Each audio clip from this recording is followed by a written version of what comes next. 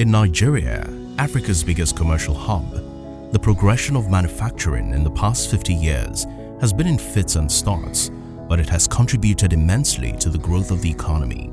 For example, the food and beverage subsector alone is about 22.5% of the manufacturing industry, generating an estimated 1.5 million jobs and 4.6% of the country's gross domestic product. With about 6,000 Nigerian-owned manufacturing companies in the country spread across subsectors like textile, chemical and pharmaceutical, cosmetics, food and beverages, cement, and many more in the industry, manufacturing in Nigeria has become more than just an activity, it's a lifestyle.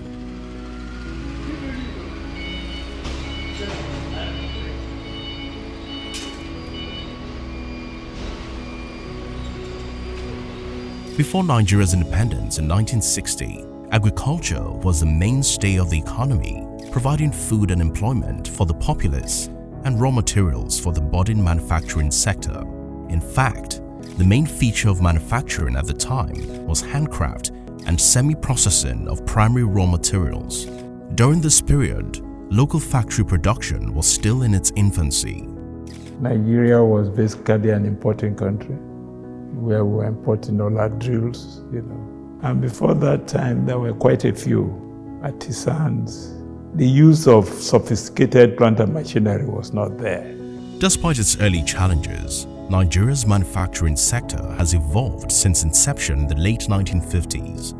From what was mainly handcrafting and hand processing of raw materials for local production, the sector has seen major technological evolution over the years.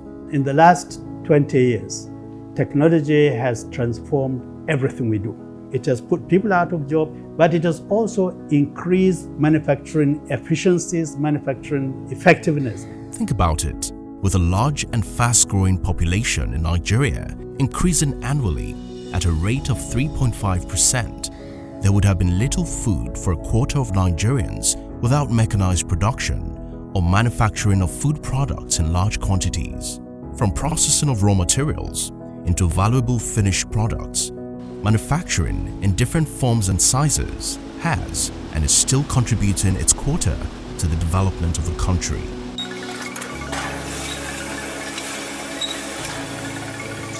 So, Made in Nigeria or Proudly Nigerian are not just local slogans, they signify a certain confidence in the Nigerian brand under which the manufacturing sector has been built.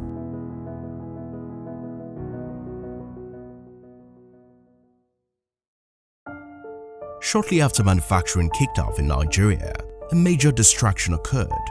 Nigeria found oil. Nigeria's excessive dependence on oil since its discovery proved to be a major constraint for growth of other sectors of the economy. Oil came and everything sort of went haywire. And so, unfortunately, we abandoned not only the manufacturing sector, but also abandoned the basic agri-industrial sector that supported the manufacturing sector. Excessive dependence on imported raw materials also weakened the potency of the manufacturing sector and meant a complete neglect of export-oriented industrial development. As a result, manufacturers at the time faced multiple challenges in sourcing raw materials for their production processes. Part of the frustration that has come is because we are not providing the opportunity for people to start afresh. There are too many encumbrances, too many frustrations in the economy. Other shortcomings that beset Nigeria's manufacturing sector in its early years were inconsistency in government's policies to sustain the progress of manufacturing, lack of basic infrastructure, high cost of imported raw materials, multiple taxation, differing voices amongst manufacturers, difficulty in accessing loans and credits, and a few others. I think the country was not supportive enough of manufacturers. We were beginning to allow importation of goods. If you set up an industry and you don't have light, You don't have road to bring your raw material into your factory. You don't have water. You have to drill your own borehole to get the kind of water that you require. The economic growth was retarded, was going right down. And what was it? Was as a result of policies. And you know, in industry, we can live with a bad policy if we know it. We can live with it. But what we cannot live is frequent changes of policies. Flexible exchange rate has not worked for us since 1985 to date. Our exchange rate has collapsed from 1 to 1 in 1985 to 1 in 500. With these obvious challenges, there was a need for positive intervention in Nigeria's manufacturing sector. At the time after Nigeria's independence, the Lagos Chamber of Commerce and Industry, which was the first business chamber in Nigeria, operated in the private sector as a strong and vocal advocacy group that interfaced with government and other business owners for the interests of the parties involved. It was an amalgamation of conglomerates, manufacturers, traders, and other professionals in trading and commerce. As activities went on in the chamber, a few eyebrows were raised as regards government's policies at the time and how they were promoted to favor other activities without the interest of local manufacturers at hand. In the early days, we are more of commerce, more of traders and merchants. And therefore, government policies were supporting, encouraging commerce and trading rather than manufacturing, because as I said, the few manufacturers or industry belong to expatriates, not to Nigerians. But it got to a stage, manufacturers discovered that their interests were not being adequately catered for. This disparity in opinion grew, and soon a section of the chamber, mostly manufacturers, decided to pull out and set up a private body to promote the interest of manufacturing in Nigeria. It was a good decision, and I commend all the pioneers who championed this move in value addition. We needed a separate organization that would cater for the manufacturing interest of manufacturers. That's how MAN started.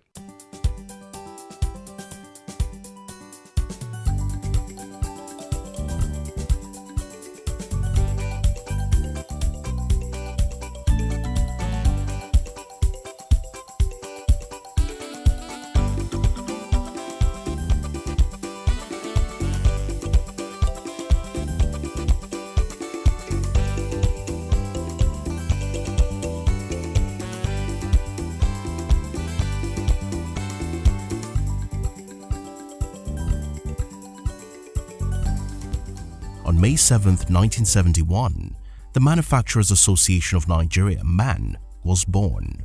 The birth of MAN was a much-needed intervention to sustain the growth of the manufacturing sector in Nigeria and maintain its increasing impact on the country's economy. It stood as a recognized voice for manufacturers in the country and as a forum for the private sector to formulate and articulate policy suggestions that will be complementary to government's efforts at policy formulation. The vision of MAN is to be the mouthpiece of manufacturers. And the mission of the organization is to be able to collaborate with other actors such that they will be able to create an environment that is conducive for manufacturing business. We joined MAN a few years ago. The experience has been good, having people from different manufacturing parts, sectors, doing different things. We all have common issues. It's nice to sit down in the room and have that discussion and think of ways of, continually knocking on the door of government to see changes happen. We joined MAN because we were very excited to know there's MAN. We joined them because there are numerous benefits you get as a member of MAN. You get to learn a lot about what's happening in different parts of the world. You get to learn the best practices. You get to learn how to survive in business. I think the Manufacturers Association of Nigeria is a very commendable association, as much as it is there to protect and project the interests of its members. It also does not take away from the fact that it should partner with government in doing so. At the time before MAN took off as a national body, two main manufacturing councils existed, the Ikeja and Apapa manufacturing associations. The idea to have one association that would work effectively with the government for the interest of manufacturers in the country was, however, essential. And so, members of the Ikeja and Apapa manufacturing councils came together as a joint national body to form the Manufacturers Association of Nigeria. The turn of events that accompanied the creation of MAN was focused on giving the association the structure and stability it required for effective administration and advancing its cause to promote local manufacturing in the interest of the Nigerian economy. Considering this goal, the newborn association needed to be nurtured by competent, able, selfless, and committed leaders to effectively stir the values of the association. The leadership role of MAN started with Chief Timothy Adeola Odutola, Ogbeni Oje of Ijebuland, who served as the pioneer president from 1971 to 1981. Considering the enviable footprints left by Chief Odutola, especially in the realm of business, where he pioneered efforts at furthering the growth of industrialization in Nigeria, he stands out as a man who contributed most to commerce and industry in Nigeria. When he was elected Manufacturers Association of Nigeria, I think it was 1971 that he started, and he was determined to advance the cause of manufacturing, especially among Nigerians in the country. He came in to put order into this. He got government to get man interested, got man into the system by asking man. It was when he came in that government started asking man to bring in, to bring in suggestions. It was when he came in that man started having regular flow of forex. It was when he came that dumping stopped. Even smuggling was minimized. With hard work and transparency from MAN's selfless leaders, the head office of the Manufacturers Association of Nigeria, known as MAN House, was eventually completed to provide specialized services to individual members as well as groups, covering major areas of the manufacturing operations. One of my greatest breakthroughs was the building up of MAN Secretariat. I was principally responsible, together with Chief Abiodun, raising funds to build MAN Secretariat as it is today. And through the financial contributions, most of the members of manufacturing. One thing that was apparent was that all the collections were done transparently and used transparently. How much we spent on that place to put that structure, if you were to compare with the ongoing prices around, you will give kudos to the members of the committee. And I think that helped. Building the right foundation for MAN over the past 50 years has been a journey of irreplaceable memories, monumental victories, occasional downturn, and a plethora of advocacy activities focused on creating a conducive environment for manufacturing and manufacturers to flourish in Nigeria. Over the years, MAN has been faithful to its mission of working with other organs of the organized private sector, government and other stakeholders in the economy to create an enabling environment for industrial development, growth and prosperity. Its strong focus on advocacy has also been an important sounding board for shaping government's industrial and commercial policies. At the heart of these are leaders positioned at the helm of affairs to lead the association in achieving its desired goals. From its inception 50 years ago, MAN has held its goals in the sturdy foundation of leaders who are committed to working with the team to give a reliable voice for manufacturers in Nigeria. I was involved at the time MAN was going through an upward trajectory. We were shooting up and doing a lot of things.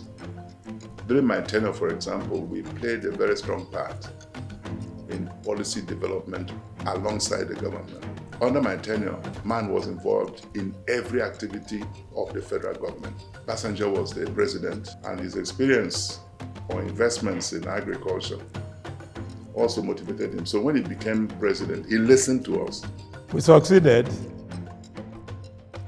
in getting a review of tariff, and this continued. There were a number of tariffs which we thought were not right, and something should be done about it. One of them was the steel sector, and that remains where government just one day came out with a policy to specify minimum grade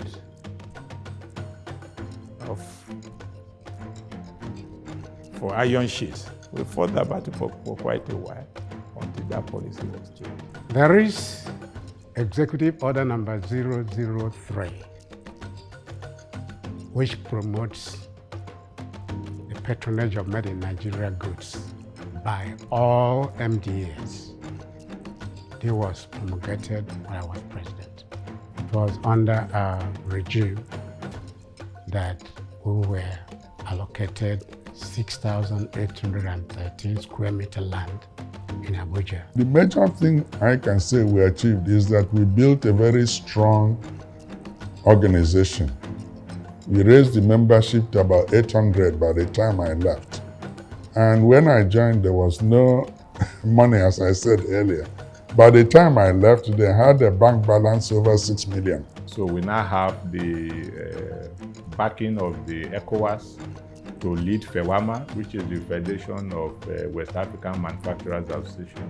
And we have got the nod of the African Union, and we have indeed registered the Pan-African Manufacturers Association, which is an association that aggregates all manufacturers across Africa, to be able to allow us to have a seat at the African Union. Today, we have a very strong relationship with several agencies, particularly the Nigerian Export Promotion Council, which we believe will be a central focus for expanding Nigeria's trade opportunities. We are working with the Afri-Exim Bank, African Import-Export Bank, which also is active in the financial services sector.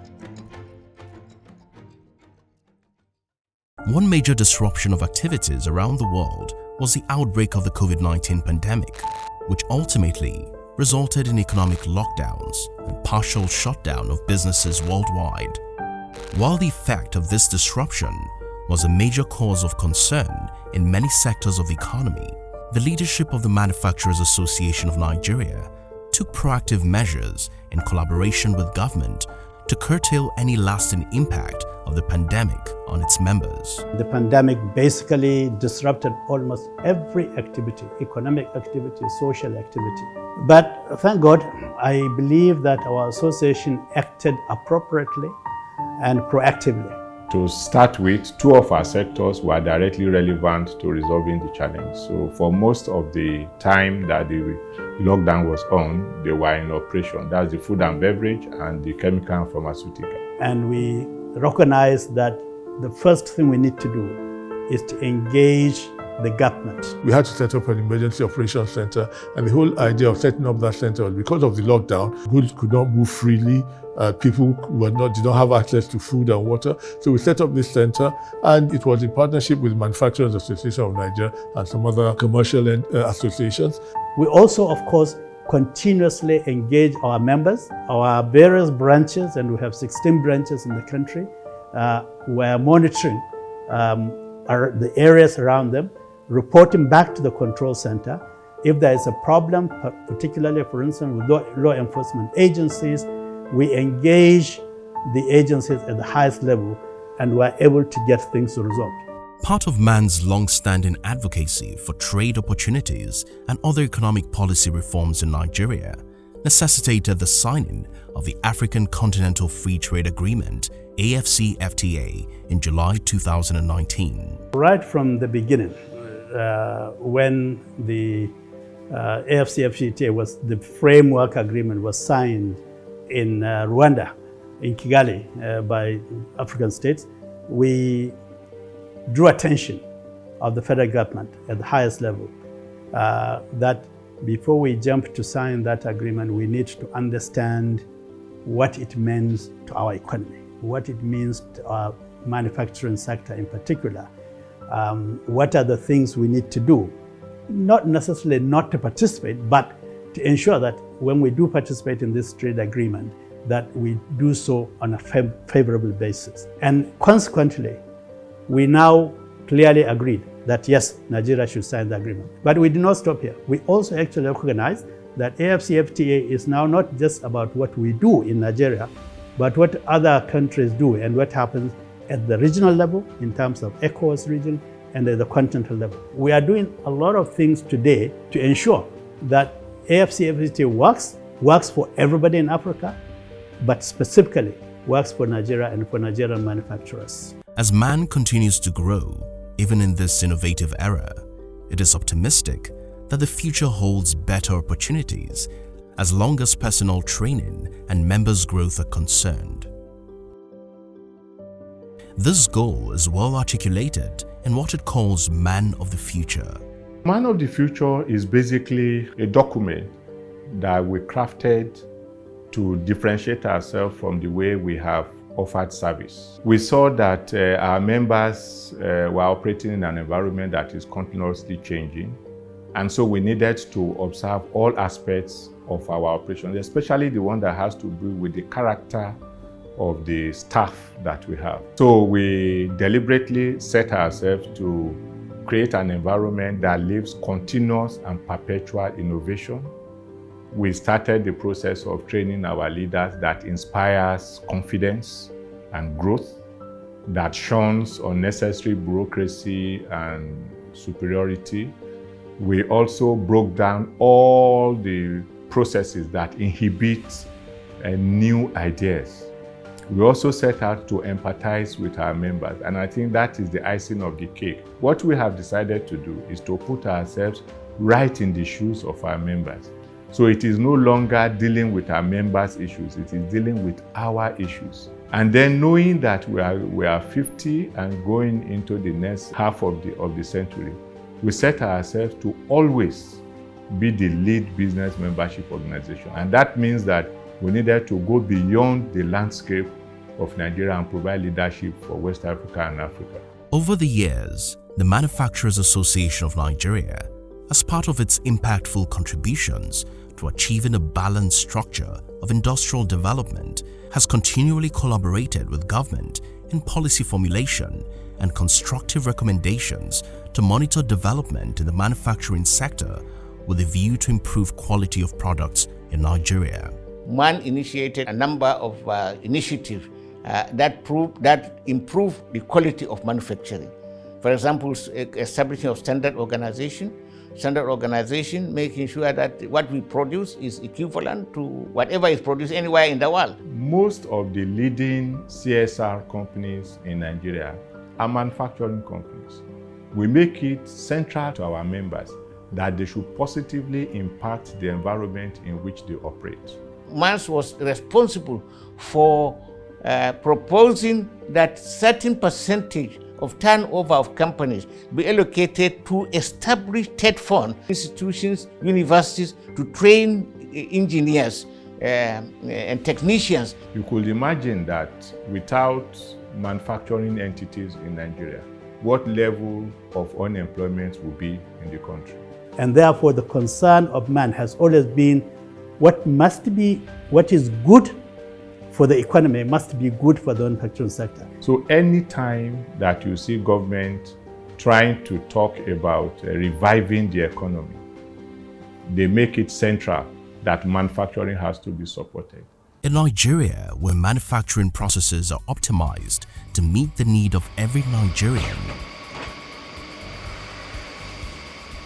In Nigeria, where the business environment favors small and medium-scale industries, SMI, as well as large industries to work in sync with one another, where the manufacturing landscape is shaped to encourage more participation from Nigerians who are keen on contributing their quota to national growth and development.